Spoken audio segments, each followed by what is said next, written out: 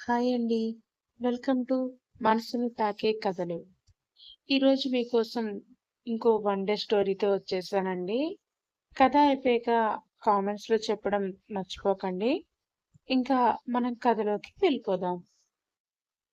అద్దం ముందు కూర్చొని పెళ్లి కూతురిలా రెడీ అవుతున్న ఆమెను చూసి, "నువ్వేం చేస్తున్నావో నీకు అర్థమవుతోందా?" అంటూ కోపంగా ప్రశ్నించింది ఆమె ఫ్రెండ్ ప్రసన్న. చెవికి పుట్టదిద్దులు పెట్టుకుంటూ, "అర్థమవుతోంది ప్రసన్న.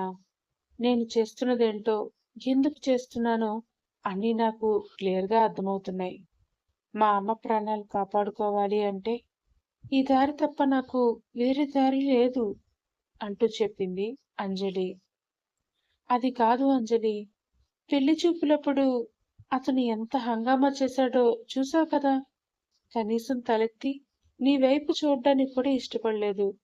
అంతవరకు ఎందుకు? డైరెక్ట్‌గా తనకి ఈ పెళ్లి ఇష్టం లేదని, తన పేరెంట్స్ కోసమే చేసుకుంటున్నాను అని నీతో చెప్పాడు. అంతగా ఇష్టపడని ఆ వ్యక్తితో ఇష్టం లేని ఈ పెళ్లి చేసుకోవడం నాకెందుకో కరెక్ట్‌గా అనిపించడం లేదే" అంటుంది ప్రసన్న ఆవేదనగా. "నాకు కూడా కరెక్ట్‌గా అనిపించడం లేదే. కానీ ఏం చేయను? ఐసీయూలో బెడ్ మీద ఉండి, నా కళ్ళు మూసేలోపు నీ పెళ్లి చూడాలిరా అని ఏడ్చిన నా కన్నతల్లి కన్నీళ్ల కన్నా నాకు నా స్వేచ్ఛ ముఖ్యం కాదు కదా! ఈ రామ్‌దేముంది? సాఫ్ట్‌వేర్ ఆర్కిటెక్ట్ అంట. తనకంటూ ఒక ప్రపంచం, ఏకాంతం కావాలనే మూర్ఖుడతను. పెళ్ళంటే బాధ్యతలను మోయలేననే భయం అతనిదైతే, అసలు ఆడదంటే కేవలం తన చెప్పు చేతల్లోనే ఉండే ఒక ఆటబొమ్మ అనుకునే రాక్షసులు ఎంతమంది లేరు ఈ రోజుల్లో? ఆ రాక్షసుల కన్నా ఈ మూర్ఖుడు చాలా బెటర్. అతను ఏదో ఒక రోజు మారతాడు. నా నిస్వార్థమైన ప్రేమతో నేనే మార్చుకోగలను. కానీ స్వార్థం, క్రూరత్వం ఉన్న రాక్షసుడిలో ఆ రాక్షసత్వం ఎప్పటికీ పోదు. అందుకే ఈ డెసిషన్ తీసుకున్నాను. ఈ నిర్ణయంతో నేను ఒక్కదాన్నే బాధపడతానేమో కానీ, నా కుటుంబ సభ్యులంతా సంతోషంగా ఉంటారు. ఇప్పుడు గనక నేను ఈ పెళ్లి వద్దు అన్నానంటే, హాస్పిటల్‌లో ఉన్న అమ్మకి ఏమవుతుందో కూడా తెలీదు. తనకేదైనా అయితే నేను భరించలేనే. ఈ లైఫ్‌లో నన్ను నేను క్షమించుకోలేను. నా వల్ల నా కన్నవాళ్ళు నరకమే చూడాలి. అది నేను అస్సలు తట్టుకోలేను" అంది అంజలి ఏడుస్తూ. "నువ్వు చెప్పింది నిజమే అయ్యుండొచ్చు అంజలి. తనతో నీకు నరకం కనిపించొచ్చు. కానీ మనసులో లేని వ్యక్తితో నువ్వు కాపురం చేయగలవా? ఆ సంగతలా ఉంచితే నీ జీవితంలో నువ్వు పెళ్లి గురించి కన్న కలల్ని, ఆశల్ని మర్చిపోగలవా?" అంటూ అడిగింది ప్రసన్న. ఆ మాటతో అంజలి కళ్ళల్లో నీళ్లు తిరిగిపోయాయి. ఒక్కసారిగా ఆమె మనసు గతంలోకి పరుగుపెట్టింది. ఒక మధ్యతరగతి కుటుంబంలో పుట్టిన అంజలి చాలా అందంగా, సాంప్రదాయబద్ధంగా పెరిగింది. తనకి ఉన్నంతలోనే ఆమెని చదివించి, మంచి విద్యా బుద్ధులు నేర్పించారు వాళ్ళ తల్లిదండ్రులు. చదువు అయిపోగానే పెళ్లి చేసే వాళ్ళ బాధ్యతని తీర్చుకోవాలని అనుకున్నారు వాళ్ళు. కానీ అంజలికి పెళ్లి గురించి, తనకి రాబోయే భర్త గురించి ఎన్నో ఊహలు, కలలు ఉండేవి. ఆ విషయంగా ఇంట్లో తనకి రోజు వాదన ఎదురవుతూ ఉండేది. కొన్ని రోజులైనా జాబ్ చేసి, తనని బాగా అర్థం చేసుకునే వ్యక్తిని పెళ్లి చేసుకోవాలి. తన కోసం కష్టపడి, తన తల్లిదండ్రులకు ఏదో ఒక రకంగా సాయం చేయాలి అని ఆమె ఉద్దేశం. సరిగ్గా అదే సమయంలో తన తల్లి ఆరోగ్యం పూర్తిగా పాడయ్యి, కేవలం మందుల మీద బ్రతుకుతున్నాను అన్నట్టు కాలాన్ని వెళ్లదీస్తూ వస్తోంది. అది చూసిన తండ్రి కంగారు పడిపోయాడు. కూతురు పెళ్లి కల్లారా చూసుకోవాలన్న ఆశ తీరకుండా ఆమె ఎక్కడ కాలం చేస్తుందో అన్న భయంతో, "నువ్వు మమ్మల్ని ఏమీ ఉద్ధరించాల్సిన అవసరం లేదు. కట్టుకున్న వాడిని, నీ భర్తని ఉద్ధరిస్తే చాలు. నోరు మూసుకుని పెళ్లికొప్పుకో" అంటూ ఒకరోజు తేల్చేసి, ఇంకా అదే ఫైనల్, ఎవరూ ఏమీ మాట్లాడడానికి వీలు లేదు అన్నట్టు చెప్పేశాడు ఆమె తండ్రి. కానీ అది ఆమెకి ఏమాత్రం నచ్చలేదు. కనీసం తనతో మాట్లాడని, ఇష్టపడని ఆ రామ్‌ని ఇంత చదువుకున్న తను ఎలా పెళ్లి చేసుకోవాలి? అతను పెళ్లి చేసుకుంటే తన మనసులోని ఆశలన్నీ ఈ విజయవాడలోనే సమాధి అయిపోతాయని అనుకుంది ఆమె. కుదరదు అని ఎంత చెప్పినా కూడా వాళ్ళు వినలేదు. పెళ్లికి ముహూర్తాలు పెట్టించారు. ఇంకా తప్పదు అనుకున్న అంజలి వాళ్ళమ్మ ప్రాణాల కోసం తన మనసును చంపుకొని పెళ్లిపీటలపైకి నడిచింది. కాని ఆమె మనసంతా చేదుగా ఉంది. ఏదో మోయలేనంత బరువు తన గుండెల మీదకి రాబోతోంది అని, ఆ బరువును మోస్తూ జీవితాంతం బ్రతకాలి అన్న ఆలోచనని ఆమె తట్టుకోలేకపోతోంది. అన్నిటికన్నా ముఖ్యంగా అతనితో తన జీవితం ఎలా ఉంటుందో అన్న భయం ఆమెని నిలువెల్లా వణికిస్తోంది. పెళ్లి పందిరి బంధువుల కోలాహలంతో, సన్నాయి మేళాల శబ్దాలతో మారుమోగుతోంది. పీటల మీద కూర్చున్న రామ్మోహన్లో మాత్రం ఎలాంటి సంతోషం లేదు. ఆ కళ్ళు మండుతున్న సూర్యుడిలా ఎర్రగా ఉన్నాయి. మొహం కూడా ఏదో పోగొట్టుకున్న వాడిలా విసుగ్గా చిరాగ్గా పెట్టుకుని కూర్చున్నాడు. పురోహితుడు మంత్రాలు చదువుతున్నాడు. జీలకర్ర బెల్లం పెట్టే సమయం వచ్చింది. అంజలి చేతులు కొద్దిగా వణుకుతున్నాయి. రామ్ కళ్ళల్లోకి చూడాలని ఆమె ప్రయత్నించింది కాని రామ్ ఆమె వైపు చూడకుండా యాంత్రికంగా జీలకర్ర బెల్లం ఆమె తలపై పెట్టాడు. ఆ స్పర్శలో ప్రేమే లేదు. ఒక అసహనం, చిరాకు, విసుగు మాత్రమే ఆ స్పర్శలో తెలుస్తోంది. పెళ్లి తంతు ముగిసి ఆ రోజు రాత్రికి అంజలిని పాల గ్లాసు చేతిలో పెట్టి పూలపాన్పు ఉన్న గదిలోకి పంపించారు. తలుపు తీసుకుని రామ్ లోపలికి వచ్చాడు. గదిలోకి రాగానే తలుపు గడియవేసి అంజలి కళ్ళలోకి సూటిగా చూస్తూ, చూడు, నేను నా మనసులో ఏమన్నా సరే సూటిగా మాట్లాడతాను. వంకర టెంకరగా చెప్పడం నాకు చేత కాదు. నాకు ఈ పెళ్లి అస్సలు ఇష్టం లేదు. మా ఇంట్లో వాళ్ళ బలవంతం మీదే తప్పక నేను ఈ పెళ్లికి ఒప్పుకున్నాను. అంతే తప్ప నీ మీద నాకు ఎలాంటి ఫీలింగ్స్ లేవు. ఈ విషయాన్ని నువ్వు అర్థం చేసుకుని నాకు దూరంగా ఉండు. నా నుండి నువ్వు ఎలాంటి ప్రేమని, భార్యాభర్తల బంధాన్ని ఆశించకు అన్నాడు గంభీరంగా. ఆ మాటలు వినగానే అంజలి గుండె ఆగిపోయినంత పనైంది. తనతో ఏదో మూర్ఖంగా ప్రవర్తిస్తాడు అని అనుకుందే తప్ప అసలు తమ మధ్య ఏ బంధం లేకుండా చేస్తాడని, తనని ఒక ఇంట్లో వస్తువులాగా మారుస్తాడని ఆమె ఎక్స్పెక్ట్ చేయలేదు. అందుకే ఇప్పుడు అతని మాటలతో ఏదో తెలియని కంగారు ఆమెలో మొదలవడంతో, అదేంటండి, నాలో ఏమైనా లోపం ఉందా? నేను మీకు నచ్చలేదా? గద్గద స్వరంతో అడిగింది అంజలి. నీలో లోపం లేదంజలి. నాకే ఈ బంధాలన్నీ నచ్చవు. మనం కేవలం ఇద్దరం అపరిచితులం మాత్రమే. ఈ నిజం ఎంత త్వరగా నువ్వు జీర్ణించుకుంటే నీకు అంత మంచిది అని చెప్పి రామ్ పక్కనే ఉన్న సోఫాలో వెళ్లి పడుకుని లైట్ ని ఆఫ్ చేశాడు. ముందు అందరూ పెళ్లి ఇష్టం లేదు అని అంటారు కానీ మూడు ముళ్ళు పడిన తర్వాత వారిలో మార్పు వస్తుంది. భార్య అంటే ప్రేమ కలుగుతుంది, బంధం పట్ల బాధ్యతగా వ్యవహరిస్తారు అని అందరి ఆడపిల్లల్లాగానే అనుకుంది అంజలి. కానీ అలా అనుకుని ఎదురుదెబ్బ అవడంతో కింద కూలబడిపోయింది. రెండు చేతులతో మొహాన్ని కప్పుకొని నిశ్శబ్దంగా రోదించింది. తెల్లవారింది. సోఫాలో పడుకున్న రామ్ నెమ్మదిగా కళ్ళు తెరిచి చూశాడు. మంచం మీద అంజలి లేదు. ఏమైంది? రాత్రి తను చెప్పిన మాటలకి ఫీల్ అయ్యి ఇక్కడి నుంచి వెళ్ళిపోయిందా? బయట అందరికీ విషయం చెప్పి గొడవ చేయబోతోందా? నా జీవితం నాశనం చేసేశారు అంటూ నా పరువు తీసుకెళ్లి బజార్లో పెట్టబోతోందా అని మనసులో అతను అనుకుంటూ ఉండగా బయట నుంచి ఏవో సౌండ్స్ వినిపిస్తాయి. దానితో మెల్లిగా లేచి బయటికి వెళ్లిన అతనికి హాల్లో పూజ గది దగ్గర అంజలి పట్టుచీర కట్టుకుని దేవుడికి హారతి ఇస్తూ కనిపిస్తుంది. రాత్రి అంతా ఏడ్చిన కన్నీటిని ఆనవాళ్లు ఎక్కడా కనిపించకుండా ఎంతో జాగ్రత్తగా తన బాధని గుండెల్లోనే దాచేసుకుంది.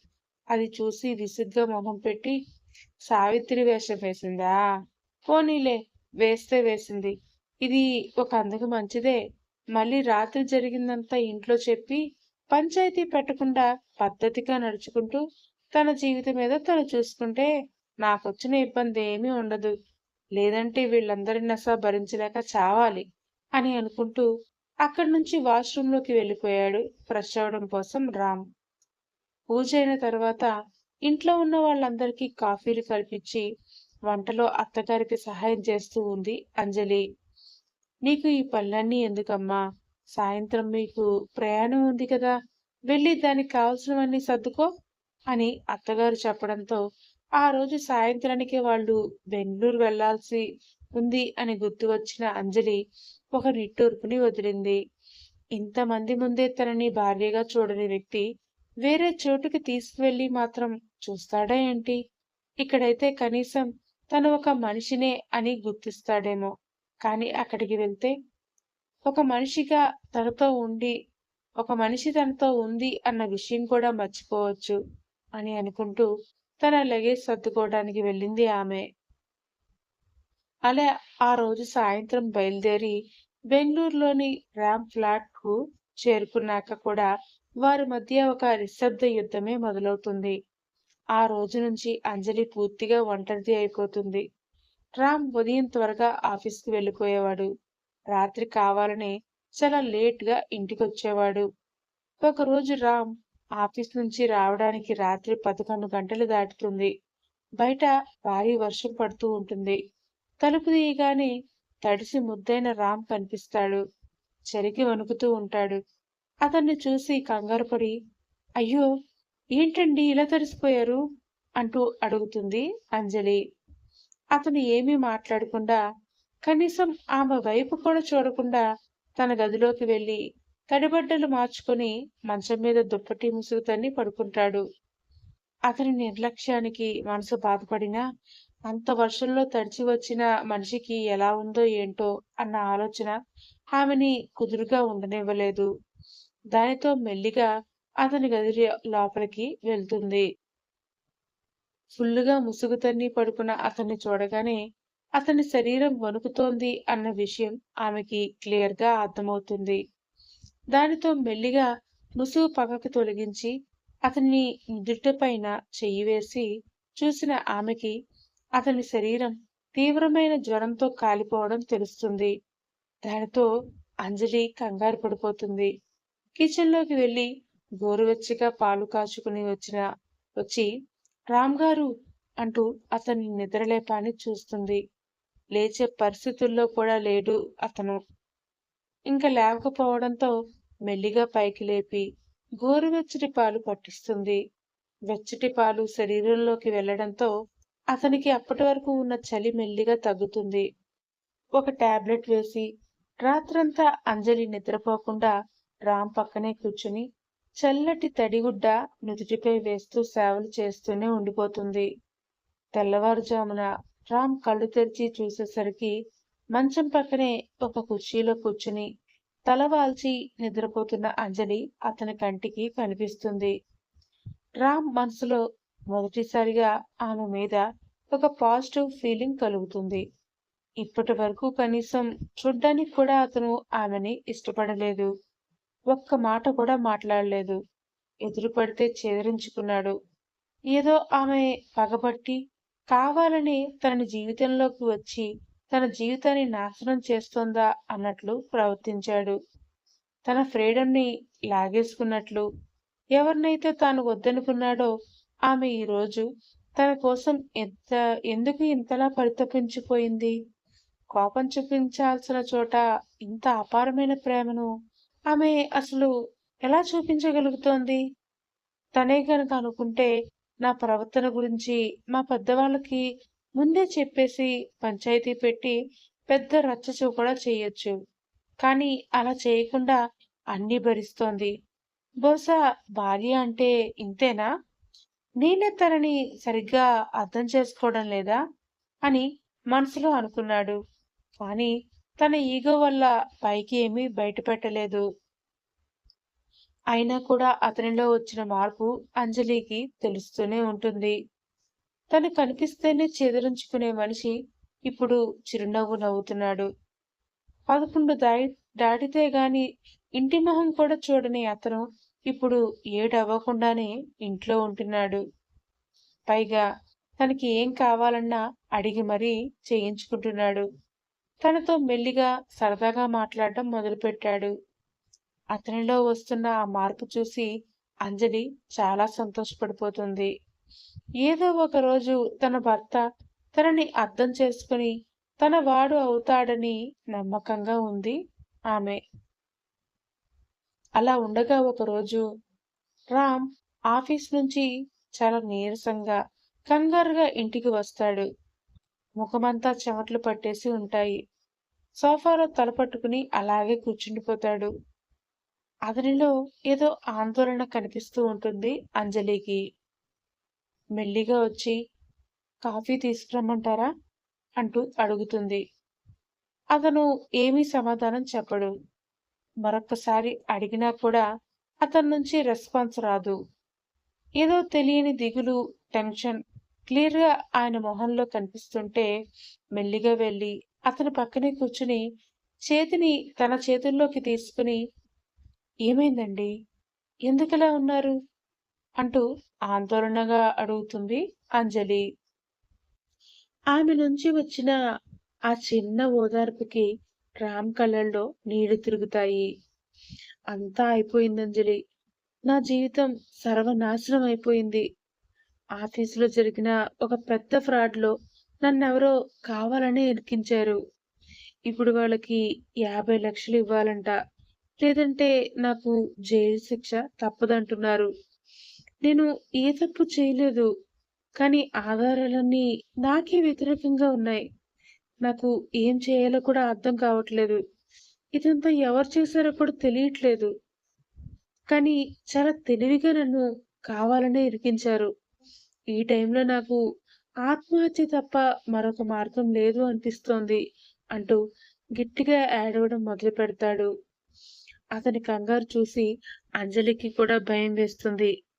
కానీ తను కూడా భయపడుతోంది అని తెలిస్తే అతనిలో కూడా బెదురు పెరిగిపోతుంది అని అనుకున్న ఆమె తన భయాన్ని కంట్రోల్ చేసుకుంటూ ఒక్క క్షణం గట్టిగా కళ్ళని మూసుకుంటుంది. ఆపదలో ఉన్నప్పుడు భర్తకి కొండంత అండగా నిలబడాల్సిన సమయం ఇదే అని ఆమెకి అర్థమవుతుంది. కంగారు పడకండి, ఏం కాదు. ప్రతి సమస్యకి ఒక పరిష్కారం అంటూ ఉంటుంది. అయినా మీరు తప్పు చేయనప్పుడు భయపడాల్సిన అవసరం లేదు కదా. ఈ విషయం గురించి మీరు పోలీస్ కంప్లైంట్ ఇవ్వండి అంటూ చెప్పింది ఆమె.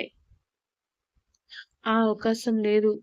ఒకవేళ ఇచ్చినా కూడా కేసు నిలబడదు అంజలి. అందరూ కావాలని పక్కాగా నన్ను ఇరికించారు. అది నేను కాదని నిరూపించుకోవాలంటే ముందు వాళ్ళకి 50 లక్షలు కట్టాలి. ఆ తర్వాతే మనం ఏమైనా చేయగలం అంటూ చెప్తాడు అతను. ఆ మాట విని దీర్ఘంగా శ్వాస తీసుకుని వదిలి, ఒక్క నిమిషం, ఇప్పుడే వస్తాను అని చెప్పి లోపలికి వెళ్ళి ఒక బాక్స్ తీసుకువచ్చి రామ్ చేతిలో పెడుతుంది అంజలి. అంజలి వైపు అయోమయంగా చూస్తూ, ఏంటిది అని అడుగుతాడు రామ్. ఇది మా అమ్మా నాన్నలు నాకు పెళ్లిలో పెట్టిన నగలండి. దాదాపు 30 లక్షల వరకు వస్తాయి. అలాగే కట్నం కింద మా వాళ్ళు నా పేరు మీద 25 lakhs వరకు డిపాజిట్ చేశారు. ఫిక్స్డ్ డిపాజిట్ లో ఉన్నాయి అవన్నీ. మీ సమస్య వీటన్నిటితో తీరిపోతుందండి. కాబట్టి ముందు ఆ డబ్బులు కట్టేద్దాం. ఆ తర్వాత ఏం చేయాలన్నది ఆలోచిద్దాం. అంతే తప్ప సూసైడ్ లాంటి మాటలు మాత్రం మాట్లాడకండి. నాకు చాలా భయంగా ఉంది. మీకు నేను అవసరం లేకపోయినా నాకు మాత్రం మీరు కావాలి. ఏ క్షణాన్నైతే మీ చేతులతో ఆ తాళిని నా మెడలో కట్టించుకున్నానో మీరు నా జీవితం అనుకున్నాను. మీరు లేకపోతే నాకు జీవితమే లేదండి. మీరు ఇలాంటి పిచ్చి పిచ్చి ఆలోచనలు చేసే ముందు ఒక్కసారైనా నా గురించి ఆలోచించండి. ప్లీజ్. మీరు నా కళ్ళ ముందు క్షేమంగా కనిపిస్తూ తిరుగుతూ ఉంటేనే ఈ ప్రాణం నిల్చుంటుంది. మీ నుంచి నేను ఇంకేమీ ఆశించట్లేదు అంటూ కళ్ళల్లో నీళ్లు తిరిగిపోతూ ఉండగా అతని వైపు చూస్తూ చెప్తుంది అంజలి. ఆ మాటలకి రామ్ ఉలిక్కి పడతాడు. పిచ్చిదానా, ఇవి నీ నగలు, నీ భవిష్యత్తు. నిన్ను ఇన్నాళ్ళు నా మౌనంతో హింసించాను. నా కోసం ఇవన్నీ అయినా కూడా ఎందుకు చేస్తున్నావు? అంటూ అడుగుతాడు ఆవేశంగా. అంజలి పెదవులపై ఒక చిరునవ్వు మెరుస్తుంది. నా పసుపు కుంకాలు పదిలంగా ఉన్నంత కాలం నాకు ఈ నగలు అవసరం లేదండి. ఒక భార్యకి నిజమైన ఆభరణం ఆమె భర్త మనశ్శాంతి మాత్రమే. మీరు జైలుకి వెళ్తే నేను ఈ నగలు పెట్టుకుని మురిసిపోతానా? మీరు నాకిచ్చిన స్థానం ఏదైనా కూడా నా గుండెల్లో మాత్రం మీరు నా వారేనండి. నాకు మాత్రమే సొంతమైన వారు. ఈ సంతోషమే నా సంతోషం. ప్లీజ్ ఇవి తీసుకోండి అంటూ అతని వైపు చూస్తూ ప్రేమగా చూస్తూ అంటుంది. ఆ క్షణంలో రామ్‌కు అంజలి ఒక సాధారణ ఆడపిల్లలా కనిపించదు. తనని రక్షించడానికి వచ్చిన ఒక దేవతలా అనిపిస్తుంది. తన అహంకారం, పట్టింపులు అన్నీ ఆ ఒక్క క్షణంలో బూడిదైపోతాయి. రామ్ మొదటిసారిగా అంజలిని దగ్గరికి తీసుకుని గట్టిగా హత్తుకుంటాడు. నన్ను క్షమించు అంజలి. నా ఈగోతో నిన్ను హింసించాను. నా సొంత మనుషులు నన్ను మోసగాడు అని ముద్ర వేసేస్తే నువ్వు నా కోసం సర్వస్వం వదులుకోవడానికి కూడా ఇప్పుడు ముందుకొచ్చావు అంటూ ఏడ్చేస్తాడు. అతనిలో వచ్చిన మార్పు చూసి అంజలి చాలా సంతోషపడుతుంది. అతన్ని గట్టిగా హత్తుకుంటూ ఇప్పటికైనా నేను మీ దాన్ని మీకోసం బ్రతికే మనిషిని అని అర్థం చేసుకున్నారు. అదే చాలండి నాకు అంటూ చాలా ఆప్యాయంగా చెప్తుంది అంజలి. ఆ తర్వాత రామ్ నిద్రపోలేదు. అంజలి ఇచ్చిన ఆ ధైర్యంతో తన నైపుణ్యాన్నంతా ఉపయోగించి రాత్రంతా ఇన్వెస్టిగేషన్ చేస్తాడు. ఆఫీస్‌లో అసలు దొంగ ఎవరో, డేటా చోరీ ఎలా జరిగిందో సైబర్ ఆధారాలతో సహా యాజమాన్యం ముందు నెక్స్ట్ డేనే నిరూపిస్తాడు. తన పరువుని కాపాడుకోవడమే కాకుండా మేనేజ్మెంట్ రామ్ మీద ఉన్న సస్పెన్షన్ కూడా ఎత్తేసి అతనికి కంపెనీలో పెద్ద ప్రమోషన్‌నే ఇస్తుంది. ఇంటికి రాగానే రామ్ అంజలి చేతులు పట్టుకుని, "ఈ సక్సెస్ నాది కాదు అంజలి. నన్ను నేను గెలుచుకునేలా చేసిన నా భార్యది. ఇది మనం సెలబ్రేట్ చేసుకోవాలి. త్వరగా రెడీ అవ్వు. మనిద్దరం బయటికి వెళ్దాం" అని చాలా సంతోషంగా చిన్నపిల్లాడిలా సంబరపడిపోతూ ఉన్న అతన్ని చూసి చిన్నగా నవ్వుకుని రెడీ అవ్వడానికి గదిలోకి వెళ్తుంది అంజలి. కుంకుమ కలర్ లైట్ వెయిట్ శారీలో చాలా సింపుల్‌గా, మరింత అందంగా రెడీ అయి వచ్చిన ఆమెను చూసి ఒక్క క్షణం అలాగే షాక్ అయి చూస్తూ ఉండిపోతాడు రామ్. మొట్టమొదటిసారి ఆమెలోని అందం అతని కళ్ళకు కనిపిస్తూ ఉంటుంది. ప్రేమగా ఆమెని దగ్గరికి తీసుకుని, ఆమె నుదుటి మీద ముద్దు పెట్టుకుని, ఆమెని దగ్గరలో ఉన్న ఒక గుడి దగ్గరికి తీసుకెళ్తాడు. రాధాకృష్ణుల విగ్రహాల ముందు నిలబడి రామ్ ఒక పసుపు తాడు తీస్తాడు. అంజలి కళ్ళలోకి సూటిగా చూస్తూ, అంజలి, ఆ రోజు పెళ్లి పందిరిలో నా ఈగోతో నీ మెడలో బలవంతంగా తాళి కట్టాను. కానీ ఈరోజు నా పూర్తి ఇష్టంతో, నా ప్రాణంగా నిన్ను నా భార్యగా స్వీకరిస్తూ, ఈ దేవుడు సాక్షిగా నా ప్రేమని నీ మెడలో మళ్ళీ మూడు ముళ్ళుగా వేసి ముడివేస్తున్నాను. నన్ను నీ భర్తగా మనస్ఫూర్తిగా అంగీకరిస్తావా? అని అడుగుతాడు. అంజలి కళ్ళల్లో ఆనంద బాష్పాలు రాలుతాయి. నా ప్రాణం ఉన్నంత వరకు మీ పక్కనేనండి నా స్థానం అంటుంది. రామ్ సంతోషంగా ఆమె మెడలో ఆ పసుపు తాడును కట్టి నుదుటిన కుంకుమ దిద్దుతాడు. ఆ క్షణంలో అంజలికి అర్థమవుతుంది. ఒక మూర్ఖుడి అహంకారాన్ని నిస్వార్థమైన ప్రేమతో కరిగించి అతన్ని ఒక గొప్ప భర్తగా మార్చుకోవడమే ఒక ఆడదానికి నిజమైన విజయం. భార్య రూపవతి అయితే ఇల్లు అందంగా ఉంటుంది. కానీ గుణవతి అయితే ఆ ఇల్లే ఒక గుడి అవుతుంది. నిస్వార్థమైన ప్రేమ ముందు ఎలాంటి అహంకారమైనా తలవంచక తప్పదు.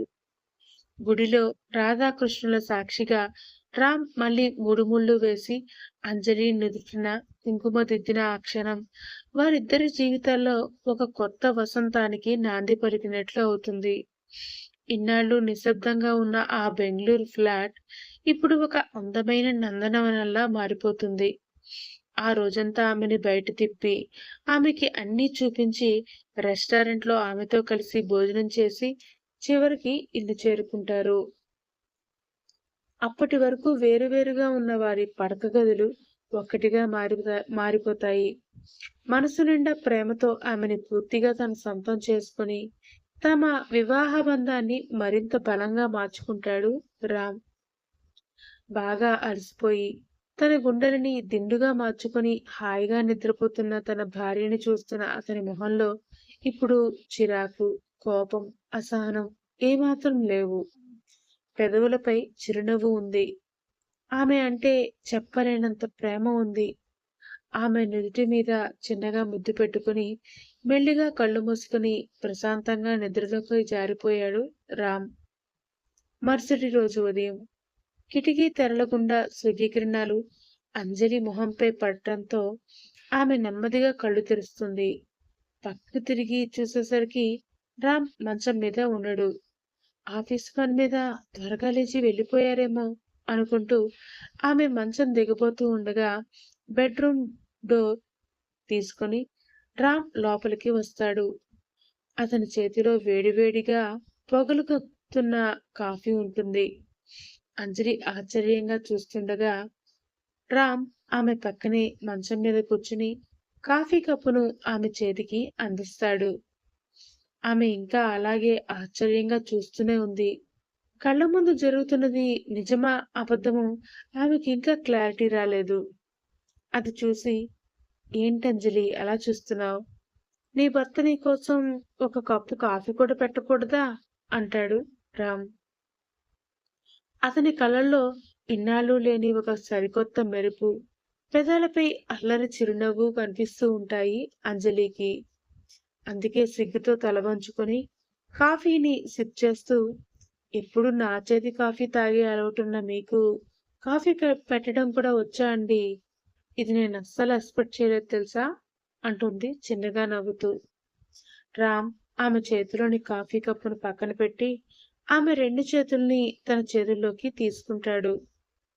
నాకు కాఫీ పెట్టడం రాకపోవచ్చు అంజలి. కానీ ఇన్నాళ్ళు నా మౌనంతో నిన్ను దూరంగా ఉంచి, నేను కోల్పోయిన ప్రతి క్షణాన్ని ప్రేమతో తిరిగి సంపాదించుకోవడం మాత్రం వచ్చు.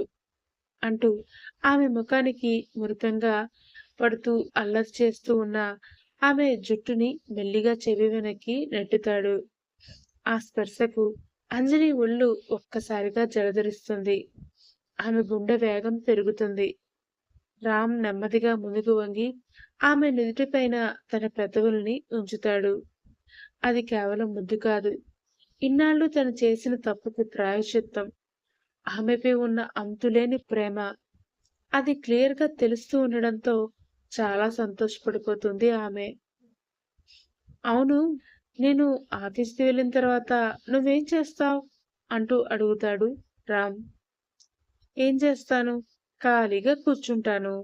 ఇంట్లో సర్దినవే మళ్ళీ మళ్ళీ సర్దుతూ, సాయంత్రానికి ఏం వంట చేయాలా అని ఆలోచిస్తూ ఉంటాను. అంటూ చెప్పుతుంది అంజలి. ఇంత చదువు చదువుకొని అంత ఖాళీగా కూర్చోవాల్సిన అవసరం లేదు. మన పెళ్ళప్పుడు మీ నాన్నగారు ఒకసారి చెప్పారు. నీకు జాబ్ చేయడం అంటే చాలా ఇష్టం అంట కదా!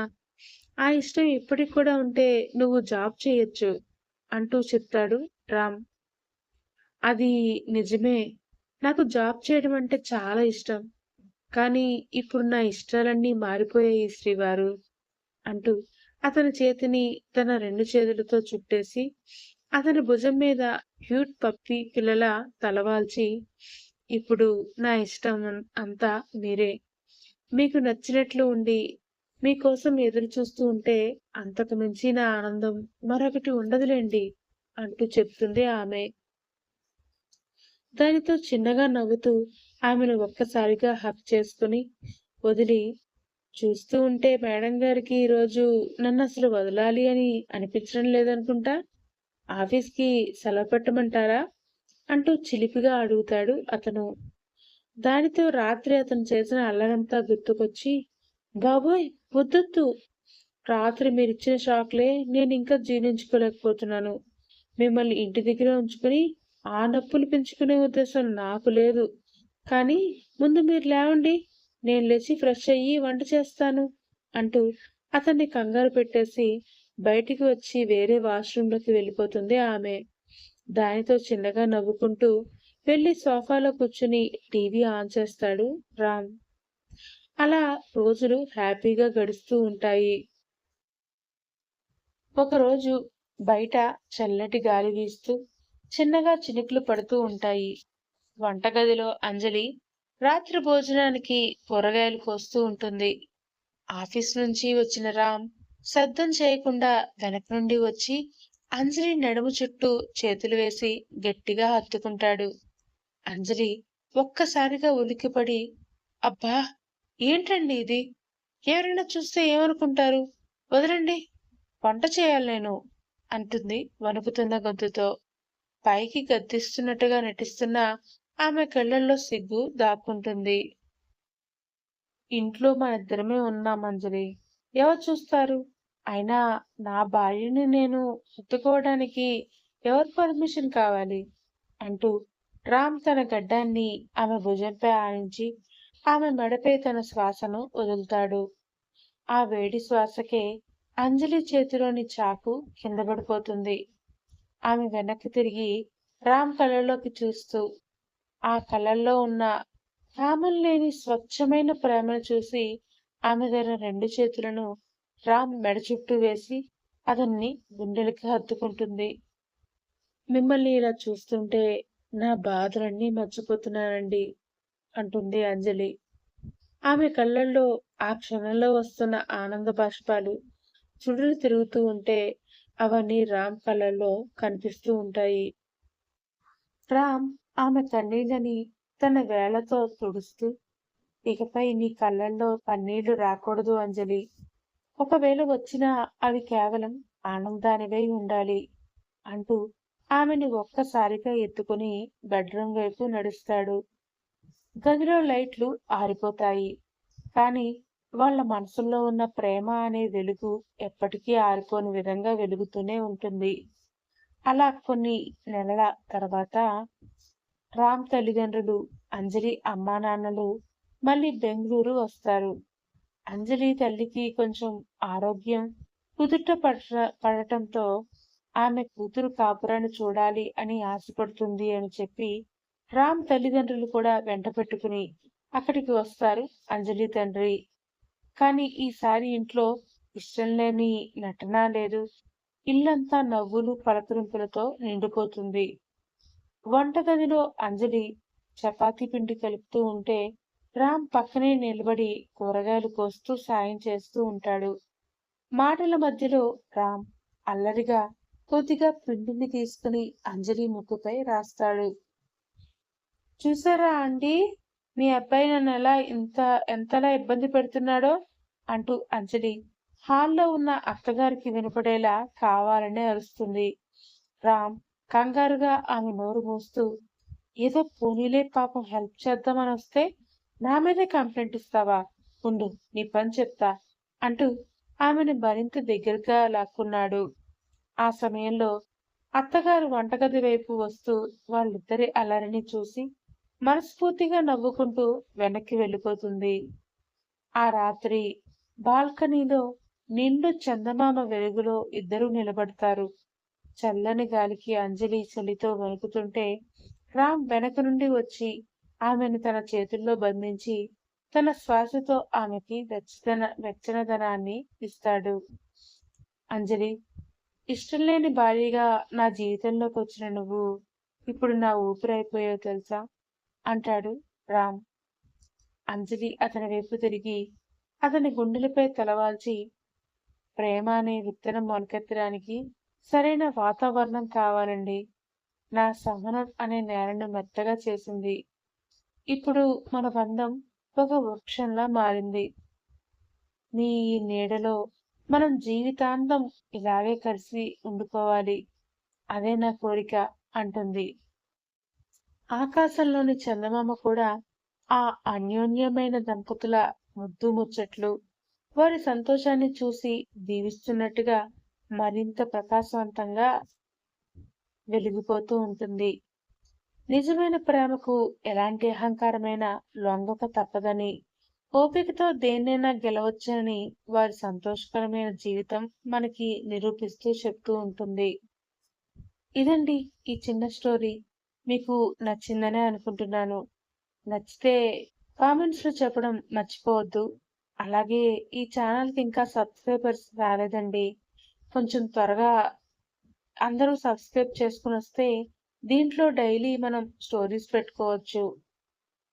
మర్చిపోకండి. ఛానల్‌ని సబ్స్క్రైబ్ చేసుకోండి. అలాగే లైక్ చేసి, షేర్ చేసి, కామెంట్ పెట్టండి. Thank you. మీ రూపలావణ్య.